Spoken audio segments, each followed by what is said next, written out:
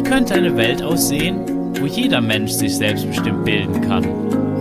Wie müsste Bildung aussehen, dass die Menschenrechte von jungen Menschen geachtet werden bezüglich ihrer Bildung? In meinem Podcast unterhalte ich mich mit Menschen über selbstbestimmte Bildung.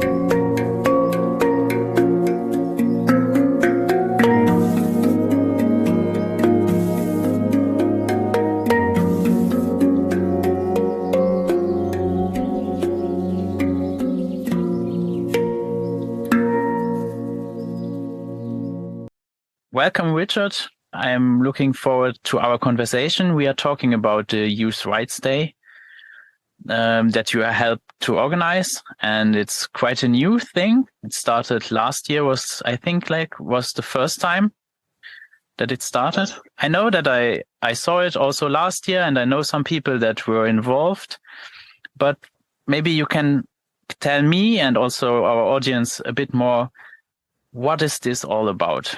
So the November 20th is the UN International Children's Day, where it honors, celebrates the signing of the UN Convention on the Rights of the Child, which is the most ratified treaty in its history.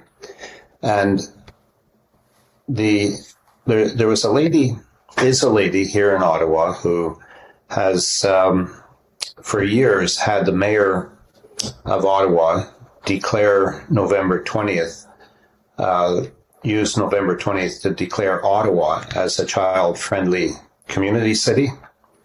And that was on November 20th that she would have that done.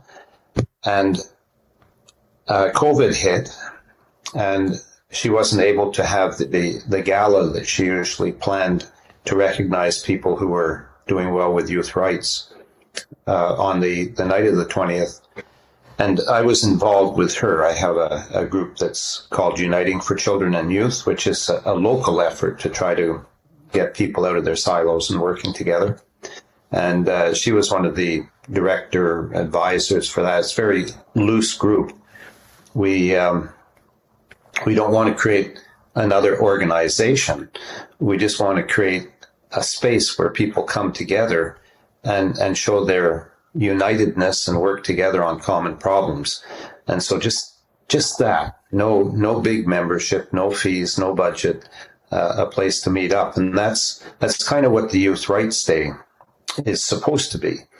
But people don't really get the idea of just uniting together. Like on Earth Day, the idea is turn your lights off for an hour and just demonstrate within your neighborhood that there's this concern for the environment. And so the Youth Rights Day is to be a similar concept. Let's just have a day where we kind of come together, we stand up in solidarity, and we get to learn about all these groups that we've never heard about. And so every day there are new groups coming to my attention that are doing great things, and I never knew about them.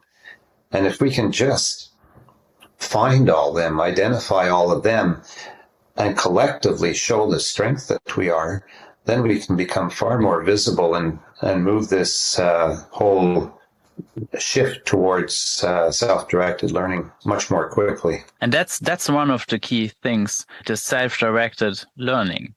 So it's really about like the right. It's a lot about education, no? And about how education has to be self-directed.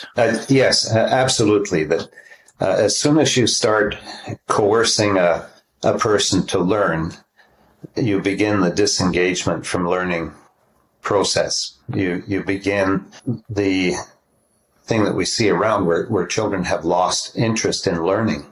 The word learning almost to them becomes identified as school.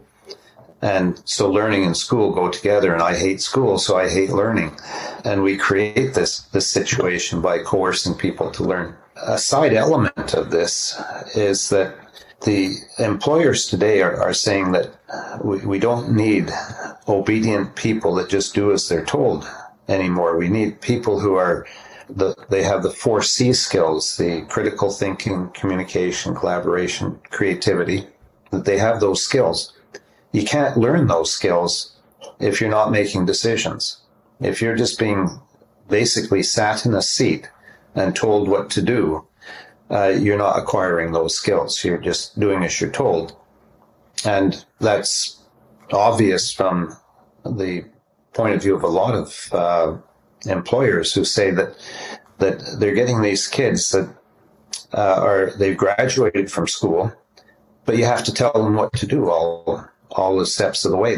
They're not self-motivated. They don't think well when there's a little problem in front of them.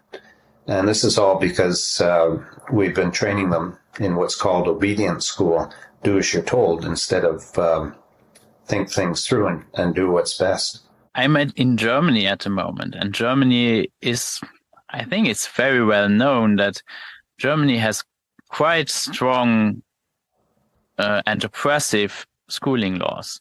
Like, it's kind of the origin of the whole idea of school obligation, that a child is actually obligated to go to a school. What's your perspective from Canada? Like, what do you know about that and that situation? And how would you I don't know, describe it in relation to rights for young people? Because oftentimes it's confused. Oftentimes the argument I hear, you need school obligation to fulfill the right of education. So the right to a good education, and there becomes the problem. What's a good education? And people are very stuck in the mindset of our authoritarian factory style model of education. The single greatest impediment to any kind of educational innovation, according to Larry Rosenstock, who's one of the founders of High Tech High, a network of charter schools in the U.S. Single greatest impediment, the formally scheduled school day. It makes the day so rigid that you can't get any kind of experimentation going, any real experimentation going on what happens when students have more control over their learning. And so the formally scheduled school day is that assembly line learning where you have age segregated the children. You put them on a timetable of changed subjects every 45 minutes, every hour. You march them from class to class. They're so focused on curriculum and getting through the curriculum that relationships do not form in any kind of healthy way.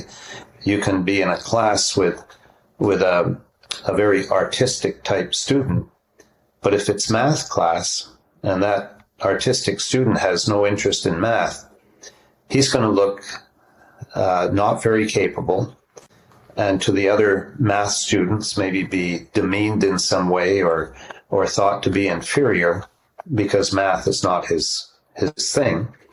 And these kids may not see him in art class or anywhere else where he thrives. So you don't form the relationships that are needed. And then this leads to what we see, the bullying and the mental health problems. And so formally scheduled school day has that kind of problem, but it's so constrained that no boundaries. You can't break the boundaries with it. The age segregation itself is people don't question it, but it is a huge hit for good education. You're neutralizing all of the power of children to learn from each other. So all of that open playground type learning where you see the young kids watching the older ones and then trying to copy them, all of that's lost in school. It's the teacher who's providing all of the learning experience. People will argue that this isn't entirely true, but it's far too true. And so you have the kids basically neutralized in their ability to share their knowledge with each other. It puts the children in the position of being useless. They go to school and they have to receive everything. There's nowhere that they're learning how to give back. And when you give, you feel better about yourself. There's that little saying that if you want to feel good about yourself, do something for somebody else. Our schools provide almost no opportunity for kids to do something for somebody else. And so where does their self-esteem come from if they can't be contributing in some way?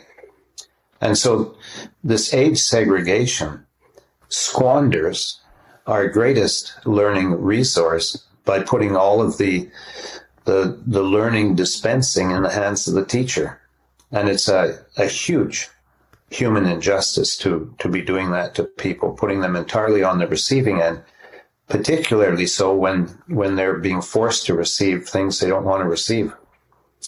And when you dig into it a little further, the age segregation, if you look at just the young children starting first grade, grade 1, they come in there, and because of the age segregation, you have kids that are maybe 5 years old, just turned 5, and you have others that are almost ready to turn 6, a whole year difference in development at that point. And so the younger kids are caught in this learning situation where there's another group of kids that have been maturing for a whole year longer when they're only 5, 6 years old. And of course, they're going to perform better in grade 1. So it happens that the older kids, grade 1, are able to pick up reading faster. Their behavior is more socialized, so they're the ones that the teacher chooses to do little chores in the class. And all of the messages are that the older kids are superior to the younger grade 1 kids. And there are exceptions to that on the basis of maturity, but just common sense tells you that, yeah, that's for sure the case. And what a terrible thing to be doing to these younger grade 1 kids, so young, made to feel inferior because they've been put in this situation where they're just that much younger than the others. That's a huge injustice. And yet people just seem to want to be oblivious to it. I can ramble on. I'll ramble on with one more thing here. Sudbury Valley School and all of the fuss around reading and math that is done in our typical schools, and the anxiety that is built with kids who don't start reading as soon as other kids do. And then the finding of Sudbury Valley that if the children are left to their own devices, they all learn to read, and by 17 you can't tell which one started early and which one started late. He said that this is Daniel Greenberg's observation that some kids start reading as early as 4 before they come to school, and others don't get started until age 11, 10, 11. He's found that they've all started reading by age 12, and you can't tell the difference by the time they're age 17.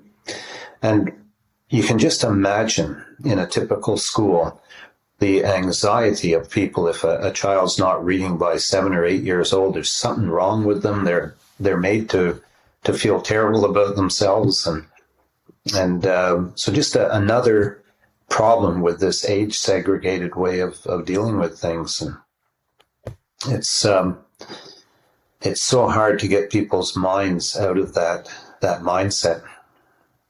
On the thing of the youth rights, like getting back to the thing of the right to education, I would guess that you would define it very different than probably most countries think about this right of education. Because I guess like this argument that you hear in Germany, that the right to fulfill the right of education, this means that you have to go to school, is very popular with most governments. But in my mind, it doesn't really make sense, because like how it's confusing to me. And I would like to hear like, what would be your interpretation, or how could we actually fulfill the right to a good education or to basic education or whatever, how could we actually fulfill this without coercion? It's a complicated problem because we're so indoctrinated with the one way to get an education, which has only been around for a couple of 100 years, but it's all that most of us know. School is what it was like when we went there, and very hard to imagine anything different. John Gatto, in his book, Dumbing Us Down, published over 30 years ago now, said that it's a great credit to mass monopoly education that they've been able to keep any real alternative out of sight for so long. And that's the case more than ever today. We just had school board elections here in Ottawa, and I was trying to get the discussion of these elections to be about school reform that would lead towards self-direction, and I couldn't do it. Issues of equity and inclusion from the perspective of gender and racism concerns dominated, and they dominated, though, in a way of tinkering with the current situation, not realizing that we can't correct or provide equity and inclusion in the current structure. We have to have school reform if we want to properly address those issues. And so the question requires looking at where people are at today, trying to get enough discussion going, which is what Youth Rights Day is about. Try to get enough discussion going that people start to be willing to think that maybe we do have to give young people more control over their learning. And then how do you do that? And there's the Unschooling School group with Heather McTaggart, who you've interviewed before. So the idea of the free learner, there's just no reason that you couldn't create an environment where a child in a community, if that child wants to go to school and be more of a free learner, no reason that a school can't do that other than the unwillingness of people to try something different. And what I advocate is the school within a school concept, that we have quite distinctly the two paradigms. I've written Rebooting Education Part 2 to define the two distinct models of education, the two distinct paradigms, the non-coercive education at one end, coercive education at the other end, and how people are caught at various points in between. So there are the Montessori schools, or the blends of Montessori with other types of schools. They would be at some point along the way, but the way you measure how far along is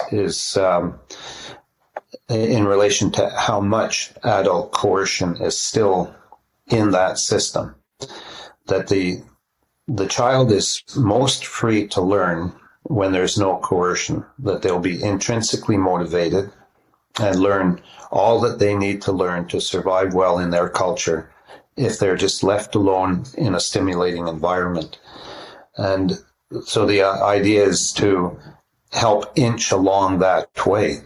What's happening is people cling on to something like Montessori or Waldorf or Agile, and they're varying amounts of non-coercion themselves, but they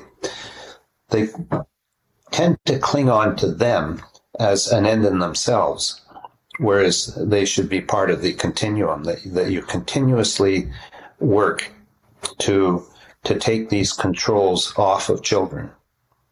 And a good starting place, of course, would be before the child goes to school, that they are these intrinsic free learners for the most part before they go to school. Depends on their home life, of course, but we envision children that way, that it's play and fun and learning, and look at all that they learn before they go to school. And there's that little, it's not a joke, but it gets a laugh, that I was such a great learner, and then I went to school. And there's just so much truth in that people like me, I'll still smile when I hear it, but there's so much to that we should not be smiling about that. And so if we can get schools to start providing that community of learners environment, so that children, as soon as they enter school, are not moved towards extrinsically motivated learning as opposed to intrinsically motivated. And so big challenge there. I realize my answer here is a little rambly, but we're in Canada, it's not different. We're still that industrial model of education with the very vast majority of children going to public school. I say having to go to public school. That some people will debate that, no, you don't have to, even if you're poor. But in fact, a lot of families need a place to put their children during the day while they go to work. And they can't afford alternatives. They can't afford to take time off work. A lot of them don't have the background to create stimulating learning environments in their communities. There are a lot of skills that go into that privileged people think are just natural, and they're not. There's a lot that goes into being able to provide a nice learning environment for young people, helping them with that. And so we're as stuck as anywhere in this system where people don't have a lot of choice. They go to still a very structured type of learning environment. And it gets a little difficult to discuss it, because the school boards will run things like they'll have we have in Ottawa what are called alternative schools, which were supposed to be more like a Sudbury Valley school. And they're not. They're so constrained. They've done a few little things where the children have a bit more control, but they're hardly different at all. And yet they'll point to that, saying, "Oh, we have alternative schools," or you have a course that might be a little more self-directed in a high school. Oh, we're experimenting with that, and they're. We know they're not, because we see that in 50 years we're still stuck in this same structure.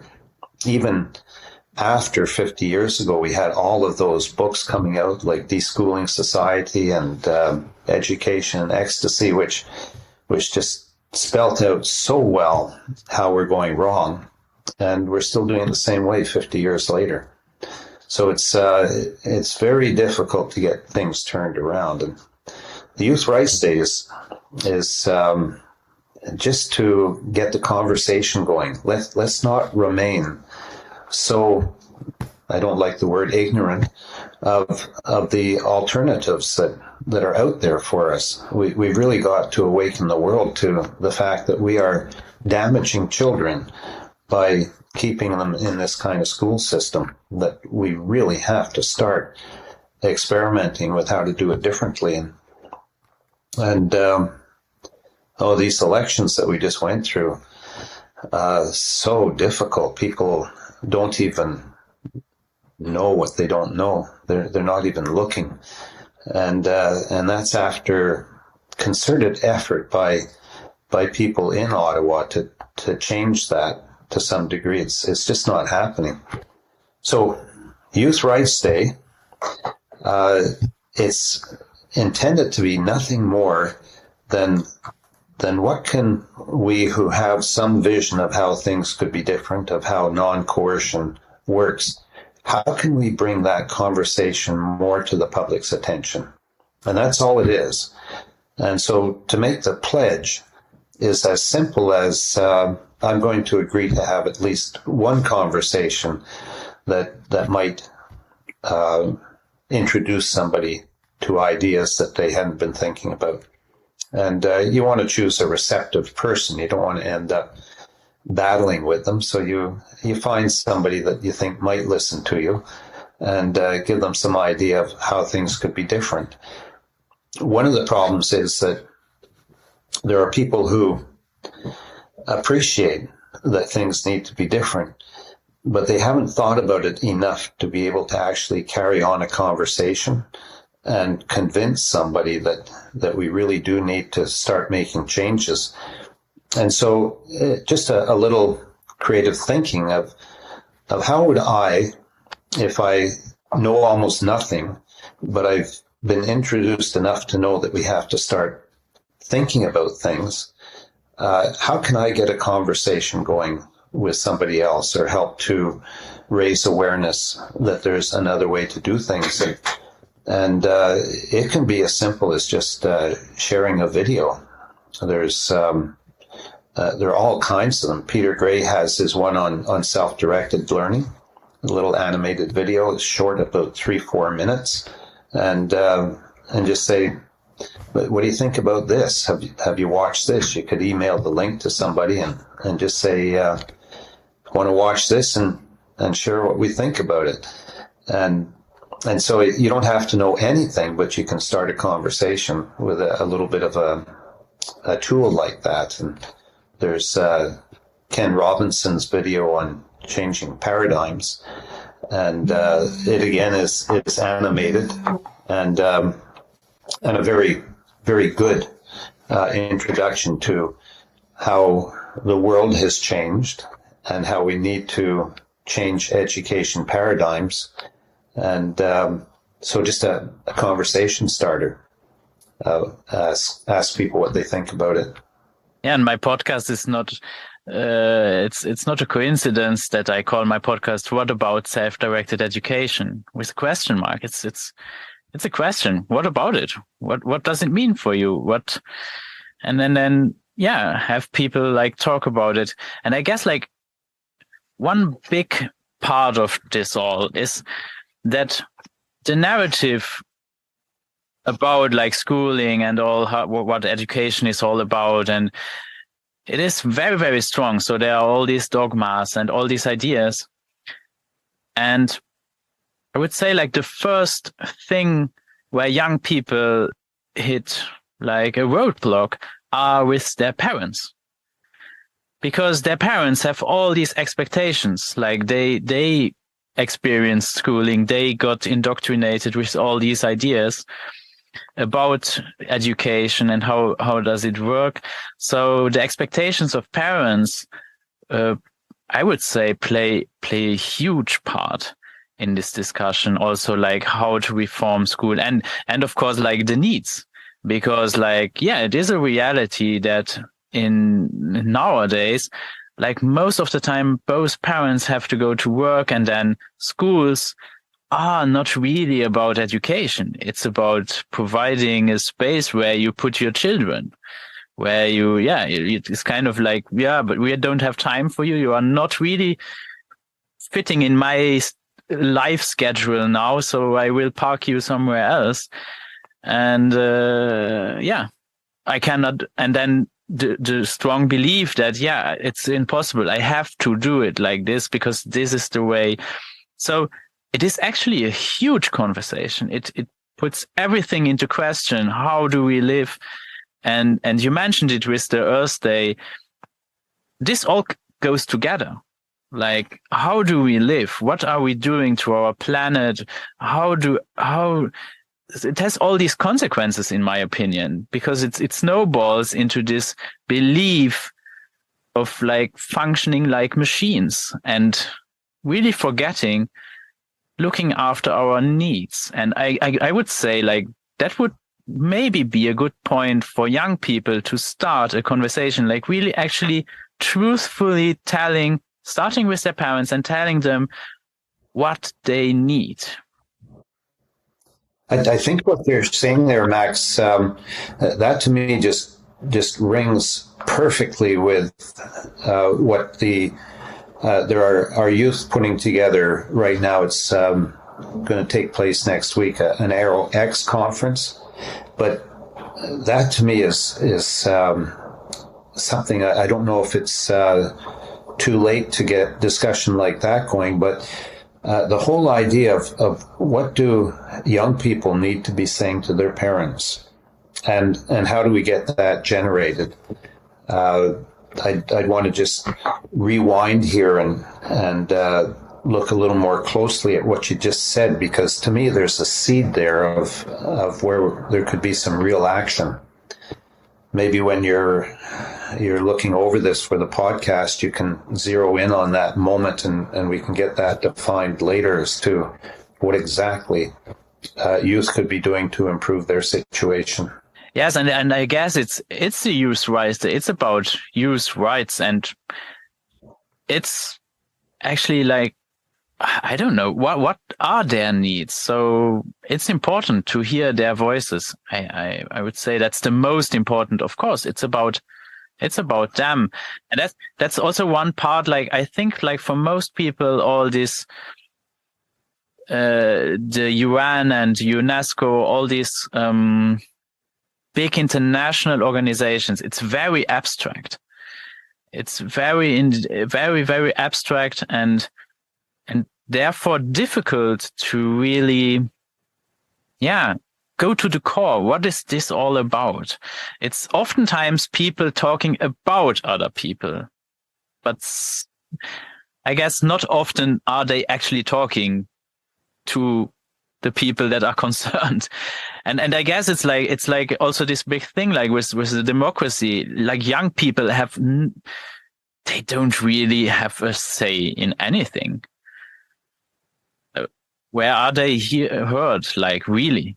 Oftentimes it's like tokens. They are like presented as tokens, but are they actually heard? Like with the youth, like all these movements also now with the climate and stuff, are they really, really heard? Or are they kind of manipulated and then, On the Youth Rights Day website, I have there's a link there to that whole question about, are youth being manipulated or are they actually being listened to? And there's Hart's ladder of participation, the different rungs of it, where at the bottom you have manipulation and tokenism, and then at the top you have what's supposed to be genuine working together. Get rid of the whole ageism idea where we're just people. In Indigenous terms, Aboriginal activists in Queensland, 1970, there's a quote that I repeat from it, and it is to the effect that if you've come to help me, you're wasting your time. But if you've come because your liberation is wrapped up with mine, then let us work together. And that, to me, speaks right to the heart of what equality is all about. We have teachers walking into schools assuming the position of helping the children learn. And right away, that establishes that there's one group that's superior to another group. And that's very much, it's not the beginning of lack of equality, because that kind of treatment of young people is common in the homes now. People mimic how children are taught at school as to how they're going to be raised in the house. The parent is authoritarian and children do as they're told, and schools do nothing to dispel that maybe that's not the best way to do things. There's a film that Carol Black's documentary called Schooling the World, which is something that we really need for people to get implanted in their thinking if we're to get out of this rut that we're in. And basically what it shows is the white man's exporting their form of education everywhere around the world, so that we're all in this colonial system where we tend to think, when we talk about decolonizing education, we we tend to think that it's a racist type thing. It's far more prevalent than that. It's all of us. We're all being made to succumb to the wishes of others, and so we all have this battle to get out of this colonial system that we're in, where one group controls another group, and that's it. Just goes to the type of education we want. The attitude has been spread around the world, basically, that if you can just get a good white man's education, that's going to be your ticket to success. And that white man's education is this typical school that we're in, which people like John Dewey have been warning us for 100 years is not working. Tolstoy warned us against it.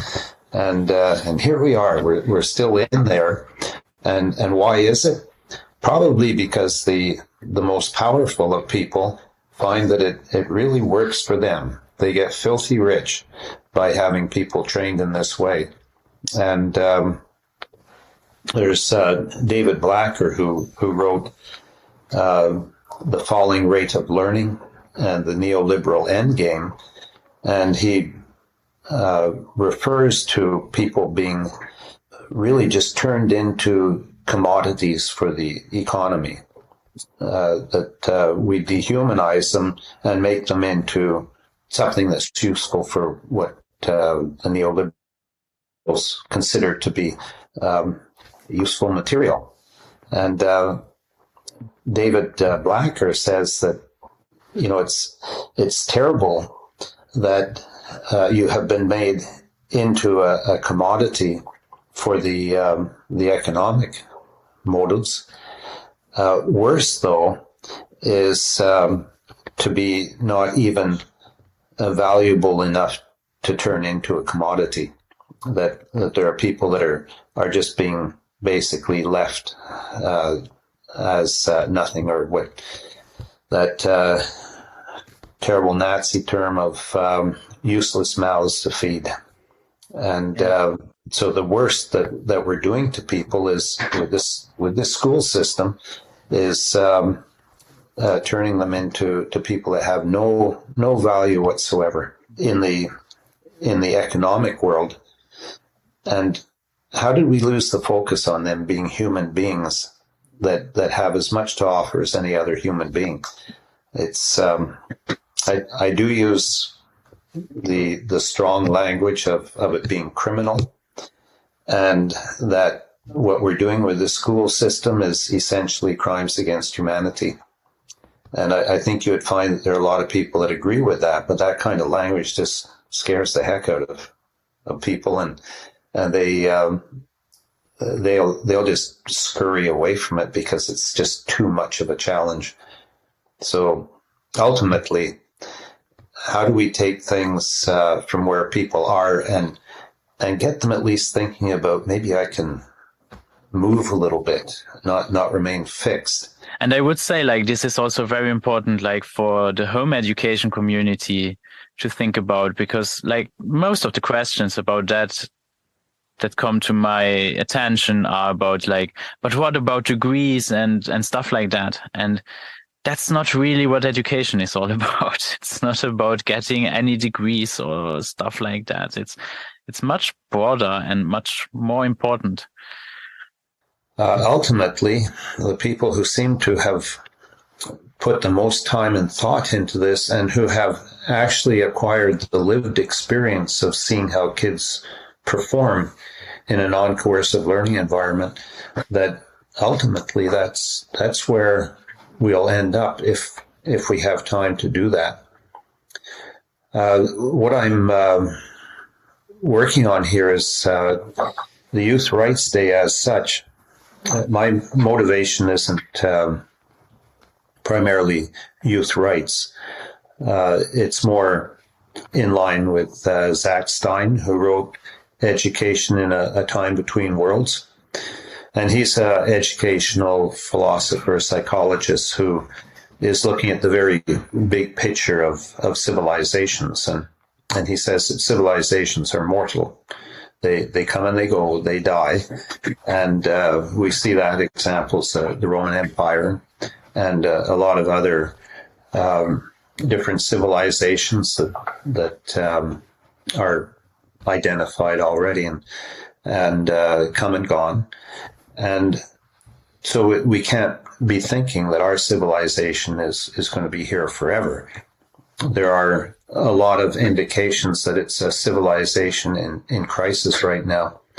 And earlier civilizations were more contained. They were regional. They were in one continent or one area, so that the whole globe was not affected by civilizational collapse. But we're such a global community now that a collapse will be a global civilizational collapse. And when we look at all the pressures on it right now with the environment and the war and the way we built up these weapons of mass destruction, the strain on food supply, we're definitely in a situation where we have to be concerned about civilizational collapse. And in terms of Zach Stein's work, it's a case of a civilization in this situation can either find a way to reboot itself or is going to continue on the road to collapse and just all that will mean globally. So my interest in this education side of things is the idea that and this comes from Carol Black's documentary again, that if you want to change culture, you have to change how the young people get their education. So my orientation is that if we want to reboot our civilization, we're going to have to remake how young people get their education. This is a matter of global survival. It's not just a case of giving young people a more meaningful education. And so this is basically what motivates me, that we have got to create a different mentality in how we relate to each other, how we see our own role in the world. And we have drifted very scaringly to me towards the me first generation, very me-oriented people. Anybody with means going to get their kids out of those terrible public schools and give them a real first-class one. And if they can get vouchers, the more privileged people will find ways to get their kids to better situations. And we begin to fragment our society. And so we need to be thinking, instead of this kind of fragmentation, need to be looking at the we first way of living together. And so our schools need to evolve towards the ecosystems, eco-communities of learners, community learning hubs, where we don't have children separated from their communities. This was really like you had such an important point. This is really like one of the key aspects, in my opinion, like the whole community part, like that it is all about what we can do for others and how we can work together then. Because it's not only about me. And I hope you still have kind of this thought, and you can get. No, that was just momentary, Max. It's completely gone now. Okay, yeah. So, but that's actually like the thing is, like, what I see, like when I'm visiting like these communities, like the eco villages, and I really, really feel strongly about this, that this is one of the big keys, like actually maybe not, I would say different, like really to transform our civilization, to have a a soft transition into something new where we can go back to what we actually need and leave the narrative of that we don't have enough.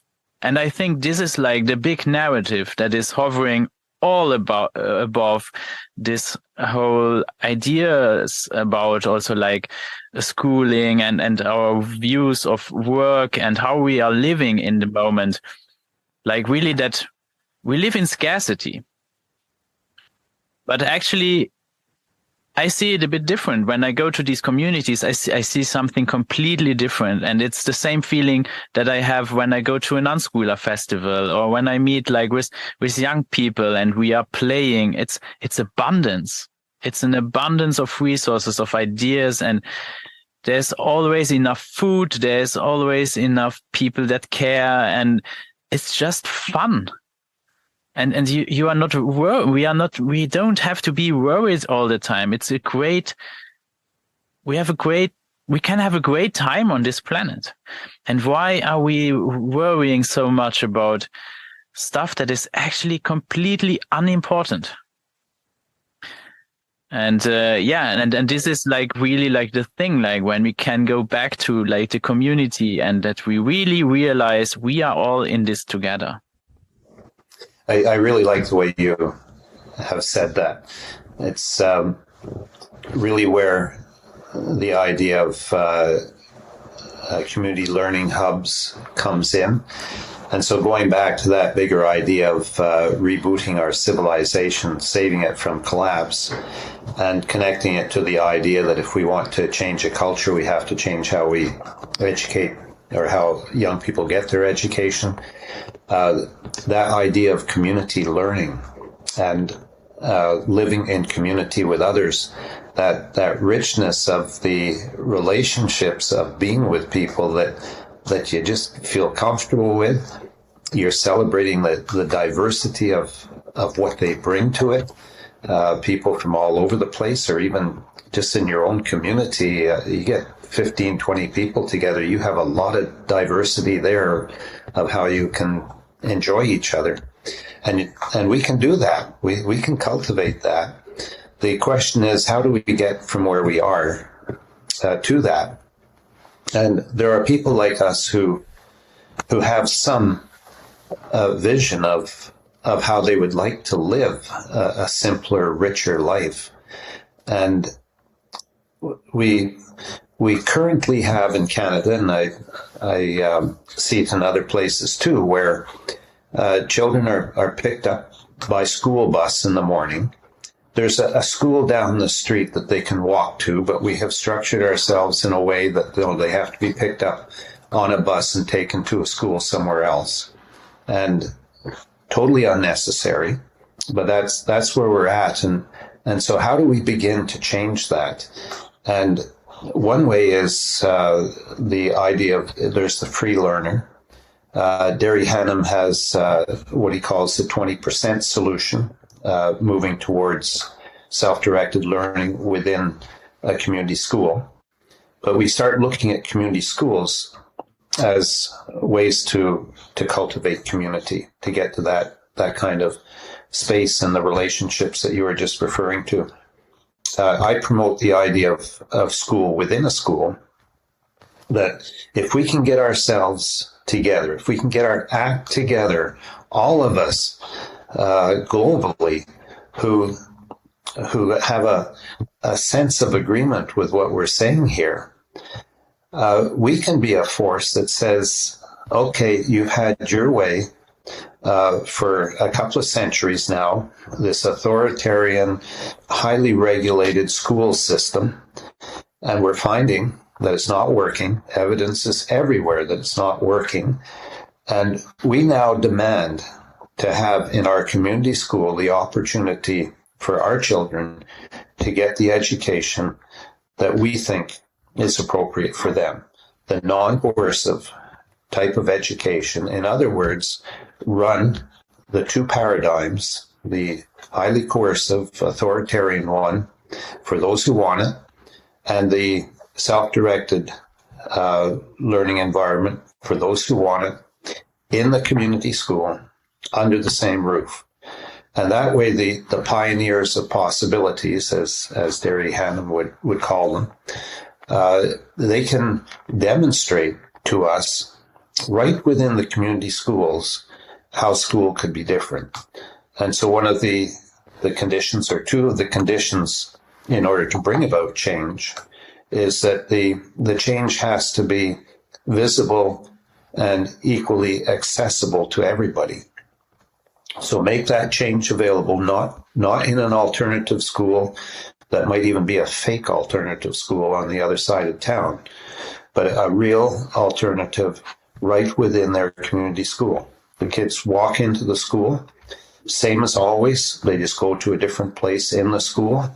They walk with their friends. They're not wrenched out of their communities and having to make friends elsewhere that the parents then have to get on the road and drive them to and on the weekend, and just this whole way of life of scurrying around all over the place. We can start to get away from that and begin to enrich our communities with this two systems running under the same roof. So both paradigms have to be perceived now as totally legitimate. So no more of this, what are we going to have? Is it going to be Montessori or Agile, or how are we going to be different? We're going to allow communities to decide how different they want to be with their choice of a more non-coercive learning environment. And so students can walk into the school, decide how structured it's going to be, but they can walk into the non-coercive. And one of the things that's not understood well enough about self-directed learning is it doesn't throw out the idea of structure. It just allows the student to decide what kind of structure they want. And so they may decide themselves that they want to walk into this regular school and essentially be part of the new paradigm, school within a school, but they would leave that paradigm to go take a course or two in the regular school system if they want to have that structured learning. But it's not their whole day where they're marched to the bells. It's their choice whether they would take it or not. And so kids who have determined that they like structure, or they need structure for their learning, they learn the skills of how to create the structure that they feel most comfortable with. And the kids that want to be more freewheeling, they learn how to deal with that in ways that are constructive to them. We need to be offering those options right within the community. Get the buses off the road wherever it's possible. Kids walk to school. There's the whole idea of active and safe routes to school. In other words, be out in the community as you go to school, not confined on a bus on your cell phone. And so you're walking to school with your friends, riding your bikes to school with friends. So the healthy and active routes to school, and building relationships again. You're spending time with people in ways that you get to know each other better. Kids who can walk into their community school and get the choice of an authoritarian or a self-directed education. They don't have to quit all the extracurricular activities that they were doing. They would have the same lunchtime as their friends. So you don't have this excommunicating of people who want to do things differently. They're still in their community. And gradually, we talk about free market choice in education, and people are calling that kind of choice, they're calling it school choice. It's free market choice is not free choice if you have to leave your community to go to another school to get what you want. Free market is that you can get right within your community school whatever it is that you want. And so we have to get people thinking differently about what free market really is. And that's the choice of a democratic or an authoritarian education right within your community school nothing different for you to do than walk into a different part of your community school. Everything else stays relatively the same for you. And then those who are caught in the old way of doing things can start looking over to the other school in their midst and realize that, wow, the mental health of those other students in the self-directed program is an awful lot better than these kids that are all stressed trying to get marks to get into universities that don't even pay that much attention to those transcripts anymore. That things are shifting towards skill-based hiring and acceptance than to certificate-based hiring and acceptance. And I guess it's really one thing that I find really important is like really to be seen, like that it is really that you can have the experiences. Then otherwise it's not really, you cannot really make choices. Then you don't really have the experience. So it is kind of interesting. I would argue that it kind of needs all of the above, and the most important thing is that it is actually visual and that it is really transparent and truthful. Because what I see, like at least in Europe, what a lot of people are doing is a lot of people are hiding. So they are doing stuff differently, but then they are hiding, and then exactly what you say is happening. Like they're completely then removed from the community. So they removed kind of themselves, and that's kind of the opposite of like celebrating the diversity. And as you said, like in the beginning of our conversation, like if we want to tackle like bullying and racism and all these questions about equity and stuff like that, then we first have to recognize that we all are all different, and that it is a good thing that we are all different. And and that it is really not about equality. That would be very, very bad. And I think that's oftentimes confused. A lot of times this is confused, like that we have to be all equal. That's will never be the case. We are simply not equal. But that's not the thing. It's not about doing everybody doesn't have to be the same. And that's a huge difference, and therefore we have to see each other. And the issue is really one of equity as opposed to equality, so that any two people have an equitable opportunity to develop their full potential, and that can only be done if you have the self-directed, the individual aspect of it. There's full potential doesn't mean that in the end we have to do the same, because I guess like sometimes this is also confused. And equity then is like there's like this image where everybody is looking at a football match and they have like this to explain like equity. But it could be that not everybody wants to look at the football match. So we have to keep that in mind too, that this diversity actually also is a great value, because then everybody can pursue different interests. And in the end, that's what makes it so efficient if we think in terms of a community. Because then we can actually help each other, because we are all good in different things. And then that makes great teamwork and stuff. I find this always amusing. Like the best example I can think about where this goes horribly wrong in schooling is when you have to take a test. It's not allowed to help each other in the test. What is that? What is the message there? It's like because nowadays they talk about team building and you have to work together, but then you take a test and then everybody is by themselves. And it's like, this doesn't make sense, because maybe my neighbor knows the answer, but I don't know. And that's how you should do it later in life. Yeah, the cooperative as opposed to the competitive.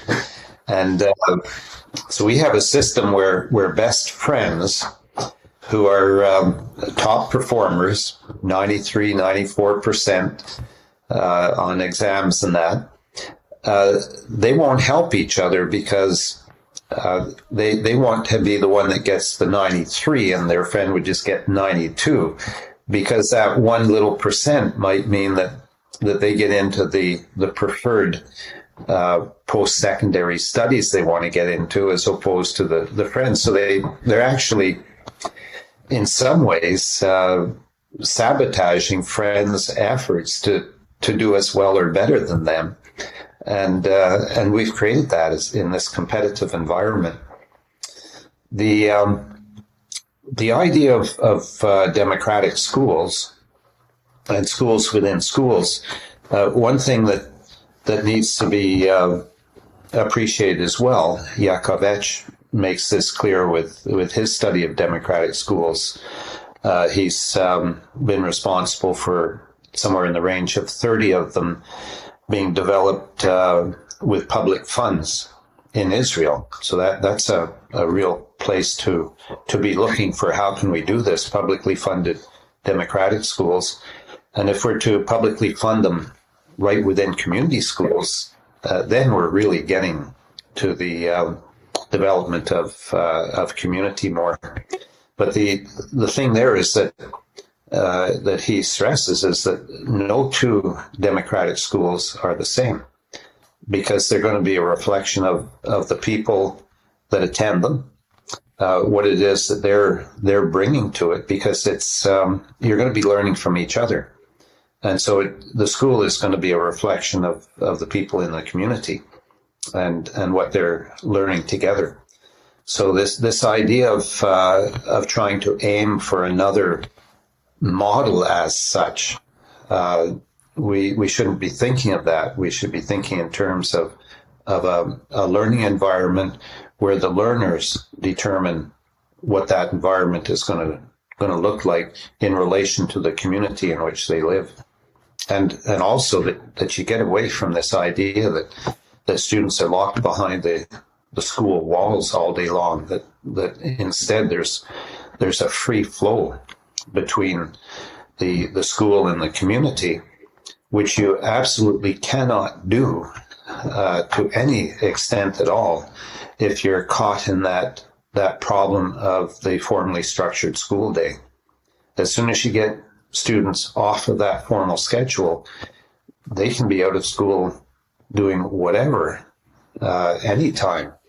And so if an employer has a nice learning opportunity for a couple of students one day, nothing to stop them going. No formal structure, or no, you can't leave that day, we're having our tests. No, this lecture's taking place, you can't miss it. Nothing to stop them from going to these other things. And so they could go for a month somewhere. They could be in exchange with another learning community somewhere else, and they come back and enrich their own learning community in the process.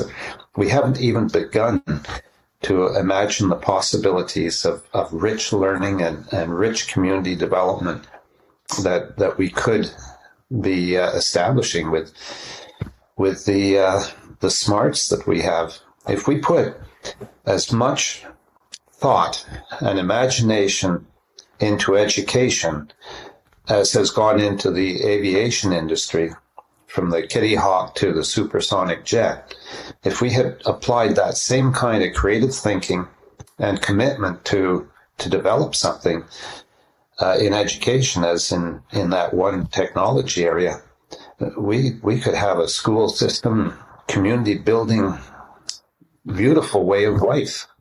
And we remain trapped in this idea of, let's buy some more junk to make ourselves feel good. Yes. Yeah, that's where they'll to become the perfect consumer. Yeah. That's maybe the idea. Yeah.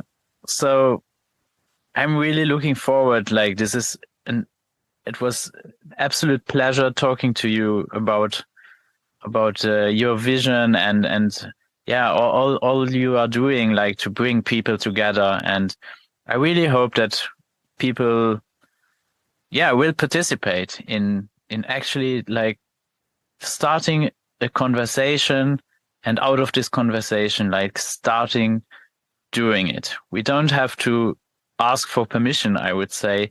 We can start today. Everybody can do it.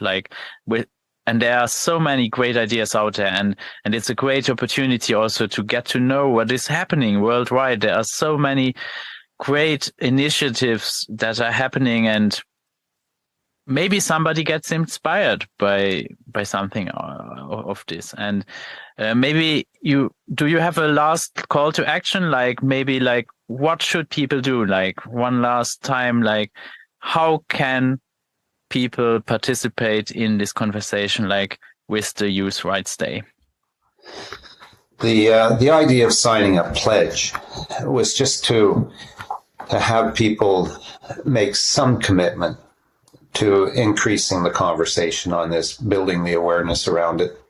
And really, the Youth Rights Day is to be perceived as nothing more than the call for us to stop being so insular, to get out there and start talking about what we know needs to be done. We often are talking to the converted. Our gatherings tend to be people who think like us, and we just reinforce our thoughts together. The reaching out to people that are not happy with the way things are, but have never been exposed really to another way of doing things. That's really what the Youth Rights Day is all about. The call to start a conversation. Let's get this conversation going far more broadly. Make conscious efforts to invite more people into it. And that's all that the Youth Day is about. It's a great opportunity for anybody like us to start a conversation. Think of it as just a conversation starter, where you say, have you heard about the Youth Rights Day?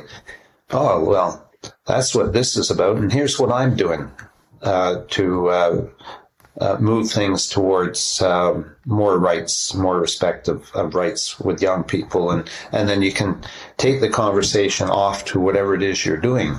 There's a whole group in the U.S., Reimagining Education. They could start off conversations, get all their members to start conversations with people that are about the self-directed approach to learning, students having more control over their learning. And so in doing so, they can start it off with the Youth Rights Day and then be quickly talking about their own group, what they're doing, reimagining education.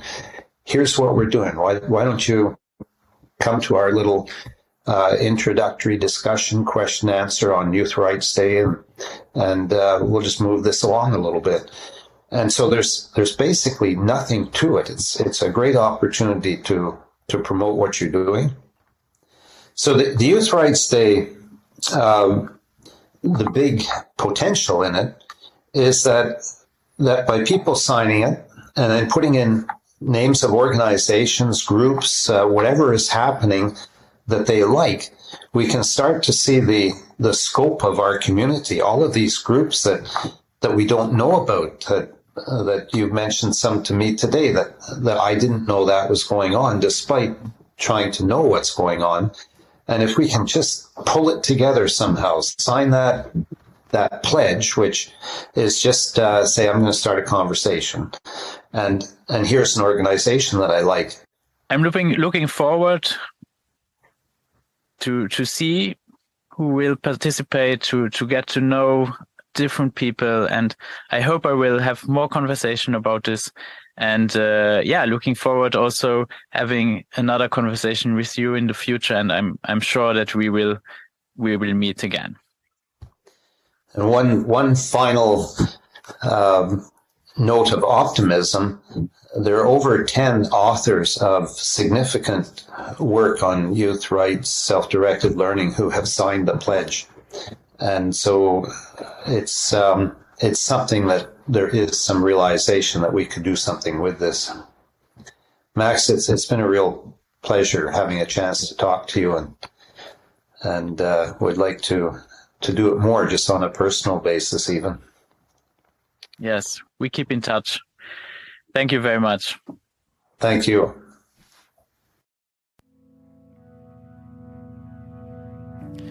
Dieser Podcast ist möglich dank Zuhörern wie dir. Wenn du einen einfachen Weg suchst, meine Arbeit zu unterstützen, abonniere meinen Podcast doch bei Spotify, Apple, Google oder bei meinem Telegram-Kanal What About SDE. Ein Review oder Teilen mit Freunden hilft auch sehr dabei, dass mehr Menschen den Podcast finden können. Ich freue mich auch über jede finanzielle Unterstützung, entweder mit einer einmaligen Spende oder mit deiner monatlichen Unterstützung auf Patreon. Mit dieser unterstützt du nicht nur meine Arbeit mit dem Podcast, sondern auch alle anderen Projekte in Bezug auf selbstbestimmte Bildung, wo ich mich engagiere. Alle Links findest du in der Beschreibung. Bis zum nächsten Mal bei Wie wäre es mit selbstbestimmter Bildung?